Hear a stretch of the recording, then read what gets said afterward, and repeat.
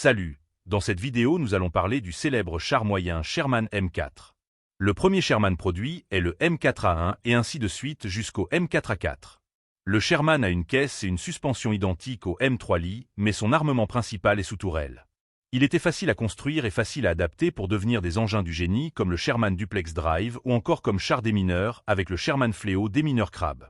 Un char Sherman a 5 membres d'équipage, un poids de 31 tonnes, il est long de 5,60 m pour une largeur de 2,60 m, une hauteur de 2,74 m.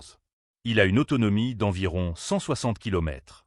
Son blindage va de 15 à 76 mm. En armement, il a un canon de 75 ou de 76 mm, une mitrailleuse coaxiale de 7,62 mm et une anti-aérienne de calibre 50 sur la tourelle. Le char a deux moteurs diesel General Motors 6 à 71 M de 500 chevaux. La vitesse maximale sur route est d'environ 45 km/h. C'est un bon char, fiable mais qui a ses défauts comme ses avantages. L'un de ses défauts, les issues, l'évacuation était compliquée surtout si le canon restait bloqué en mauvaise position au-dessus de l'une des trappes avant, et souvent quand le char était touché, le tireur y restait. Et l'un de ses avantages est son petit moteur auxiliaire qui permet d'alimenter le système électrique en ayant le moteur principal éteint, ce qui permet d'économiser le carburant et de bouger la tourelle mécaniquement.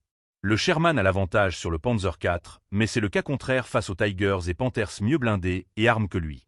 Par exemple, un Panther perce le blindage d'un Sherman à 2000 mètres, alors que le Sherman lui perce le blindage d'un Panther à 400 mètres. Les Britanniques l'utilisèrent aussi et le modifièrent comme le Sherman Firefly. En bref, le Sherman est un char de bonne qualité, facilement adaptable mais peu protégé face aux chars et canons allemands, ce qui causera de lourdes pertes comme en Normandie.